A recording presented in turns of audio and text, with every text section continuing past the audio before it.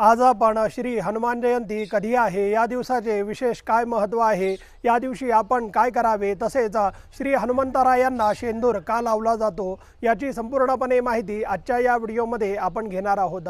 तत्पूर्वी प्रवीण के पाठक गुरुजी या चॅनलमध्ये आपले स्वागत आहे। या चॅनलला आपण सबस्क्राइब करावे, बेल आयकॉन प्रेस करावी, म्हणजे अशीच वेळोवेळी माहिती आणि त्या माहितीचे सर्वप्रथम नोटिफिकेशन आपल्यापर्यंत पोहोचू शकेल। तसेच आपले इंस्टाग्राम पेज आणि फेसबुक पेज आपण फॉलो करावे, त्याची लिंक आपण खाली डिस्क्रिप्शनमध्ये देत आहोत। तर आजच्या या विषयाला आता आपण सुरुवात करूयात। ज्याच्या मनात आहे श्रीराम त्याच्या तनात आहे श्रीराम, संपूर्ण विश्वात जो आहे बलवान, अशा मारुतीरायास माझा शत शत प्रणाम। श्री हनुमान जयंतीच्या आपल्याला व आपल्या सर्व कुटुंबियांना खूप खूप शुभेच्छा। यावर्षी 2 एप्रिल 2026 गुरुवार या दिवशी श्री हनुमान जयंती आहे। हनुमान जयंतीच्या दिवशी आपण सकाळी लवकर उठावे, शुचिर्भूत व्हावे। सकाळी 6 वाजता श्री हनुमंतांचा जन्मोत्सव आपण आनंदाने व उत्साहाने साजरा करावा। चैत्र शुद्ध पौर्णिमेच्या या दिवशी श्री हनुमंतरायांचा जन्मोत्सव सर्वत्र आनंदाने व उत्साहाने साजरा केला जातो। श्री हनुमंतांना खूप प्रभावशाली देवता असे मानले जाते। सप्तचिरंजीव यामधीलच श्री हनुमंत हे एक आहेत। प्रभू रामचंद्रांचा सर्वात प्रिय भक्त म्हणजे श्री हनुमान।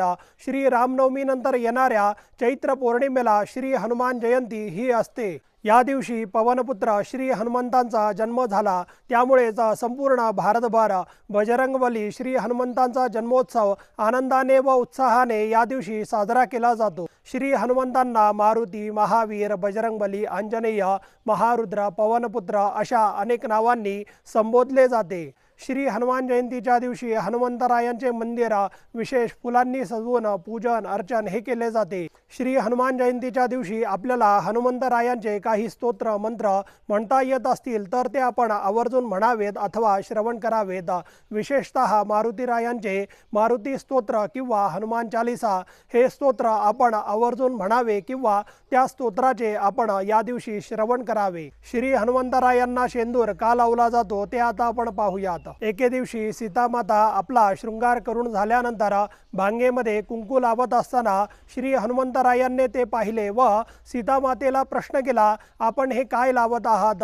तेव्हा सीतामाता म्हणाली, प्रभू रामचंद्रांचे आयुष्य वाढावे म्हणून हे लावत आहे। श्री हनुमंतरायांनी विचार केला, जर भांगेमध्ये कुंकू लावल्यानंतर प्रभू रामचंद्रांचे आयुष्य वाढत असेल तर मी माझ्या संपूर्ण शरीराला शेंदूर लावेल, म्हणजे प्रभू रामचंद्रांचे अधिक आयुष्य हे वाढेल। श्री हनुमान आपल्या सर्व अंगाला शेंदूर लावून प्रभू रामचंद्रांच्या दरबारात पोहोचले, परंतु हे सर्व पाहून दरबारात सर्व लोक हसू लागले। श्री हनुमंतरायांना या झालेल्या गोष्टीचे वाईट वाटू नये म्हणून श्री हनुमंतांना प्रभू रामचंद्रांनी वरदान दिले, जो कोणी शनिवारी मारुतीरायांना शेंदूर अर्पण करेल अथवा लावेल त्याच्यावर माझी विशेष कृपा छत्रता ही कायम राहील। या चॅनलला आपण सबस्क्राइब करावे। धन्यवाद।